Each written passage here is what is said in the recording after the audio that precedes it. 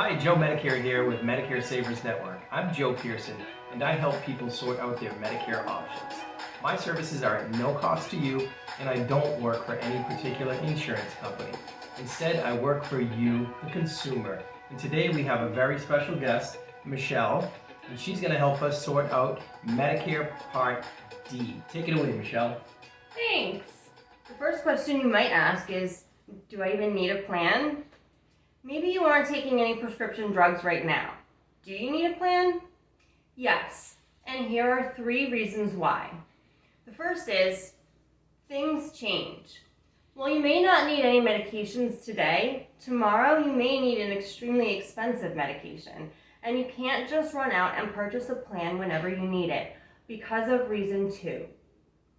There are limited enrollment periods. After your initial enrollment period has passed, you can only enroll in a Part D plan during the annual enrollment period, October 15th through December 7th, and then that plan won't begin until January 1st. Let's say in February you suddenly need a medication that costs $1,000 a month. You'd have to wait for the open enrollment period to sign up for a drug plan, and then that plan wouldn't start until January.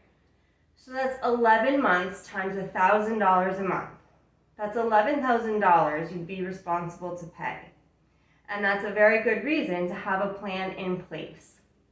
And there's another good reason to enroll in a Part D plan as soon as you qualify. You want to avoid the penalty.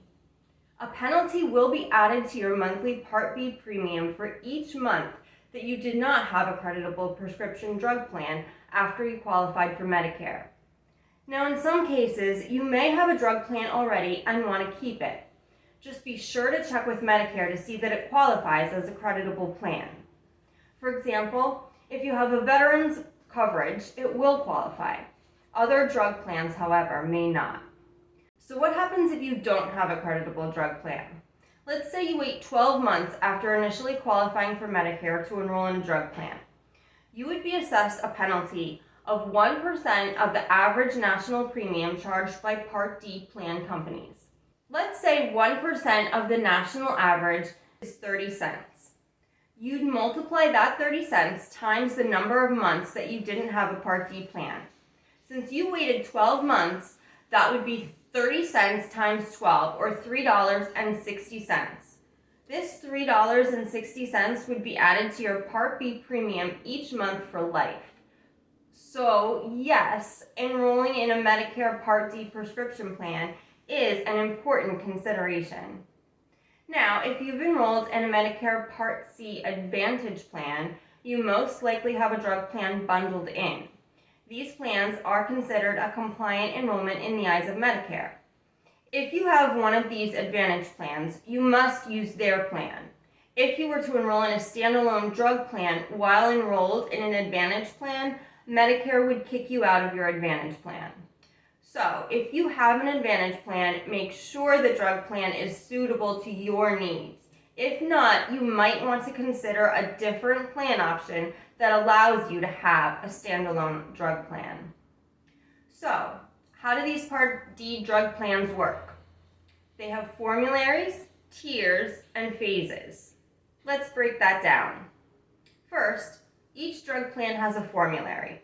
A formulary is a list of drugs covered by the insurance plan, including both brand name and generic prescriptions. These formularies can change from company to company, and a company can change their formulary each year. That's why you need to find the right plan for you and do a thorough annual review. Joe's here to work with you to make sure you have and continue to have the most cost-effective plan for you. But not only do plans have formularies, they also have tiers. These tiers will determine the amount you'll pay for a prescription drug. Some plans have up to 6 tiers. Tier 1 includes preferred generic drugs. These are the least expensive drugs. They have low or no copays or coinsurance. Tier 2 includes generic drugs. The cost to you for these drugs is generally equivalent to those of Tier 1, with some modest increases. Tier 3 includes preferred brand name drugs.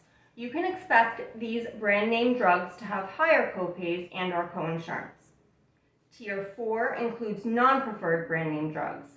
Again, as the tier number increases, so do the copays and coinsurance amounts. Often for drugs in tiers 3 and 4, your insurance company may request step therapy. They'll want you to try a less expensive generic drug first, and only if that is not effective for you will they cover a brand name drug. If your doctor feels that only the brand name drug will work for you, you can, with your doctor, appeal their decision, asking that the brand name drug be covered. If you're still not happy with their formulary or tier structure, you can shop for a new plan during the annual enrollment period, October 15th through December 7th. That brings us to Tier 5, which includes specialty drugs. These are the most expensive drugs, including some injectables. For drugs in this tier, most plans will charge a fixed percentage of the drug cost, commonly around 25%, instead of a fixed copay for drugs as in other tiers. There is also a Tier 6 called Select Care. These are generic drugs used to treat diabetes and high cholesterol. They will only be available with specific insurance plans. While you might expect Tier 6 to be the most expensive, it's not. The copay for these drugs can often be as low as Tier 1, but if you want this option, you must pick a plan that includes them. You can see how a drug company's formularies and tiers greatly affect your out-of-pocket costs. Another aspect of drug plans that will greatly affect your costs are the phases of Part D coverage for the year. Phase 1 is called the deductible phase. In this phase, you will pay out of pocket for your prescription drugs until your deductible is reached. Medicare sets the maximum deductible allowed, and most insurance companies have deductibles below that amount, some with no deductibles. After your deductible is reached, you enter the next phase, called the initial coverage phase. In the initial coverage phase, your plan will begin to pay the agreed upon portion for your drugs. In this phase, you may also have a copay or coinsurance. You'll stay in this phase until the accumulated amount that both you and your insurance company have paid for medications reaches a prescribed limit, usually around $4,000 in total drug costs. Once this amount is reached, you enter the next phase, called the coverage gap phase, sometimes referred to as the donut hole. In this phase, you move from a fixed copay to a percentage of the drug cost. For example, let's say a drug costs $100. During your initial period, you only paid the fixed copay, say $10. Now, in the coverage gap phase, you may be responsible for paying 25% of the cost of the drug, or $25. As you can imagine, as the cost of a drug increases, your costs considerably go up as well. But there is an end in sight. The next phase is the catastrophic coverage phase. You enter the catastrophic coverage phase after your drug costs reach a fixed amount, usually around $6,000. This amount is made up of the total you have paid for covered drugs plus some costs that the insurance company have paid for drugs on your behalf. During this period, you pay a significantly lower coinsurance, as low as 5%, for your covered drugs for the remainder of the year.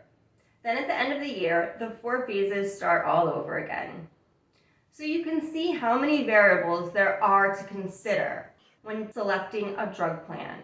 You have to consider a plan's premiums, deductibles, formularies, tier structure, phases, copays and coinsurance, not to mention affiliated pharmacies, all of which can change on an annual basis. It's enough to give anyone a headache. So your next question is, how do I find the right plan for me? Well, there's a great tool online at Medicare.gov that helps you find Part D plans. You enter your zip code and when you first qualified for Medicare. Then you enter the frequency and dosage of your medications you are taking, and they'll let you know what plans will work for you. Or better yet, let Joe do it for you at absolutely no cost to you. He'll send you an easy to understand report right from the Medicare.gov website, and he'll go over it together with you.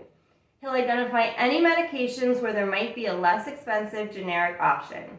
Of course, you need to get your doctor's approval before making any changes to your medications. Together, he'll find the right prescription drug plan that best meets your individual needs. And he'll do a thorough annual review to make sure you continue to get the most cost-effective plan for you. So let's get to work. You can email him directly at joe@joemedicare.com, or better yet, send him a text or call him on his cell phone at 727-967-8355. You'll also want to view more videos on his website at joemedicare.com and subscribe to his YouTube channel for more. If you found value in this video, shoot us a thumbs up. Thanks. Have a great day.